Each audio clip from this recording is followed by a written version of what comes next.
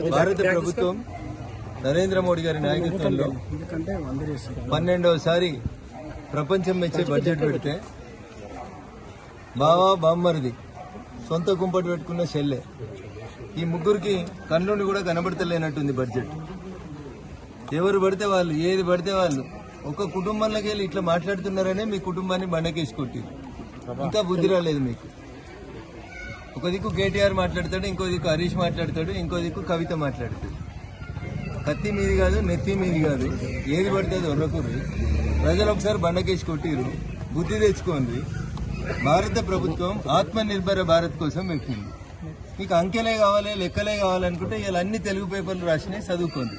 అక్కడ బడ్జెట్ చదవంగానే ఏదో ఆగమాగం అయిపోయి తెలంగాణ గుండు సున్నానోడు, గాడిద సున్నానోడు, అసలు మీరు గాడిదల కంటే అధ్వానం అయిపోతున్నాయి మీ బతుకులు. పొద్దుగా లేతే ఏదో ఒకటి పేపర్లో వార్తుండాలనేటువంటి తపన తప్ప.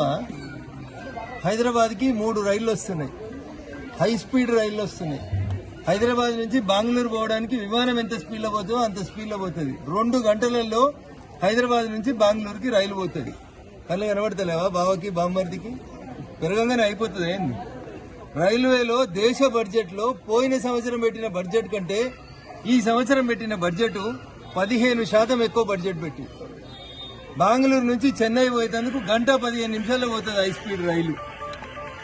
హైదరాబాద్ బెంగళూరు, హైదరాబాద్ చెన్నై, హైదరాబాద్ పూణే, దక్షిణ భారతదేశంలో 7 హై స్పీడ్ రైళ్లని భారత ప్రభుత్వం మంజూరు చేస్తే 3 హై స్పీడ్ రైళ్లని హైదరాబాద్ కేంద్రంగా హైదరాబాద్ ని దక్షిణ భారతదేశాన్ని దృష్టిలో పెట్టుకుని నరేంద్ర మోడీ గారి ప్రభుత్వం 7 3 రైళ్లని హై స్పీడ్ రైళ్లని హైదరాబాద్, బెంగళూరు, చెన్నై, పూణేలని కలుపుతూ ఒక గొప్ప దక్షిణాది కారిడార్ ని ఇండస్ట్రియల్ బెల్ట్ డెవలప్మెంట్ కోసం ఇచ్చి విమానాలతో పోటీ పడే రైళ్లని దక్షిణ భారతదేశానికి ఇస్తే తెలంగాణకు గుండు సున్నా అంటున్నాడు. మరి హైదరాబాద్కి వస్తున్న 3 హై స్పీడ్ రైళ్లు మీ ముగ్గురికి ఎందుకు కనబడతలేవో నాకైతే అర్థమైతలేదు. ఒకరు కాకపోతే ఒకరికైనా కనబడాలి కదా. చెల్లె కంటే జర ఆవేశాలు ఉంది, నిన్న ఇలా జర కొత్తగా రోడ్డు మీదకి వచ్చింది కాబట్టి ఏది పడితే అది మాట్లాడుతుంది. మీరిద్దరన్నా మంత్రులుగా చేసిరు కదా, కొంచెం మాట్లాడేటప్పుడు ఇంగిత జ్ఞానం ఉండాలి కదా. ఇట్లా మాట్లాడే అట్లా పోయిర్రు, జనానికి దూరం అయింది. ఇంకా బుద్ధి రాకపోతే కష్టం అవుతుంది. బడ్జెట్ లోపల రోడ్ల బడ్జెట్ లోపల 10% రోడ్ల బడ్జెట్ పెట్టినాం. వాళ్ళకి అర్థమైతే ఎందుకు చెప్తున్నాం. ఆఖరికి తెలంగాణకి ఏమొచ్చింది, తెలంగాణ ఏం పాపం చేసిందని బట్టి మాట్లాడుతున్నాడు. అయ్యా బట్టి ఆర్థిక శాఖ మంత్రివే కదా, పోయినసారి వచ్చిన దానికంటే ఈసారి 1300 కోట్ల రూపాయల్ని ఎక్కువగా డెవల్యూషన్ ఆఫ్ ఫండ్స్ అనే ఒకటే ఒక ఖాతాలు ఇచ్చిర్రు. బువ్వ ఉడికిందా లేదంటే మొత్తం బిస్కాల్సిన అవసరం లేదు. అందుకని బడ్జెట్ ని విమర్శించేటువంటి మూర్ఖులు ఎట్లాంటి వాళ్ళు అంటే గుడ్డోళ్ళు వీళ్ళంతా. ఒక ఏనుగు ముందు 4 గుడ్డోళ్ళని వదిలేస్తే కాలు ముట్టుకున్న ఆయనే కాండం లాగుందన్నాడంట, తోక ముట్టుకున్న ఆయన పాము లాగున్నదన్నాడంట. ఇట్లా ఎవరికి దోషినట్టు వాళ్ళు మాట్లాడుతున్నారు. బడ్జెట్ ని మొత్తం సమ్మిళితంగా చూడుండ్రి, మొత్తం కలిపి చూడుండ్రి.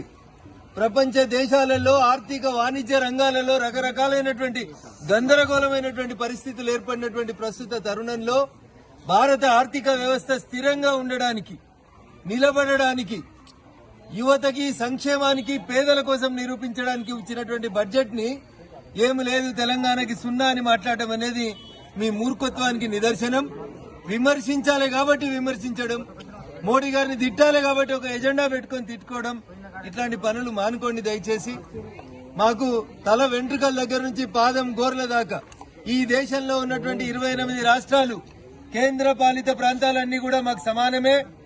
అందరూ బాగుండాలి, అన్ని రాష్ట్రాలకి డబ్బులు రావాలి, అన్ని రాష్ట్రాలు సమ్మిళితంగా అభివృద్ధి చెందాలనేది మా కోరిక. అయితే గజ్వేల్, సిద్దిపేట, సిరిసిల్లలే మీ ఏడుపు, ఇప్పుడు వచ్చిన ఆయన ఏడుపు కొడంగల్ దిక్కున్నా తప్ప మీరు 119 నియోజకవర్గాలకి సమానంగా అభివృద్ధి చేయాలని పాతోళ్లు 10 ఏళ్ల నుండి సోయి రాలేదు, కొత్తగా వచ్చినోనికి 2 ఏళ్ల కోలే కూడా సోయి లేదు.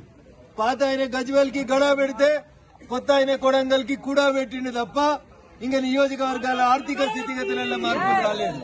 కానీ నరేంద్ర మోడీ గారి నాయకత్వంలో ఈశాన్య రాష్ట్రాల దగ్గర నుంచి మొదలుకొంటే చెన్నై దాకా అన్ని రాష్ట్రాలని సమ్మిళితంగా అభివృద్ధి చేసేందుకు మేము ముందుకు పోతా వస్తున్నాం.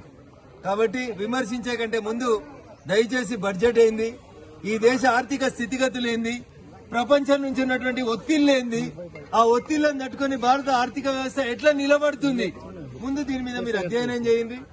అర్థం కాకపోతే ఇంకా చదువు వచ్చినటువంటి ప్రొఫెసర్లను కలువుండ్రి, అర్థం చేసుకోరు తప్ప రాజకీయ విమర్శలు దయచేసి మానుకోండి. మీకు గజ్వేల్ పట్టకపోవచ్చు, మీ కొమరేలి పట్టకపోవచ్చు, మీకు సిద్దిపేట పట్టకపోవచ్చు, మీకు చిన్న కోడూరు యాదికి లేకపోవచ్చు, కానీ ఈ అన్ని చోట్లలో కూడా రైల్వే స్టేషన్లు స్టార్ట్ చేసింది భారత ప్రభుత్వం నరేంద్ర మోడీ గారి నాయకత్వంలోనే తప్ప ఇంకొకటి కాదు. అందుకని దయచేసి సూర్యుడి మీద రాళ్ళేసినా, సూర్యుడి మీద ఉమ్మేసినా మళ్ళొచ్చి ముఖం మీదనే పడుతుంది. అందుకని బడ్జెట్ మీద కువిమర్శలు మానండి.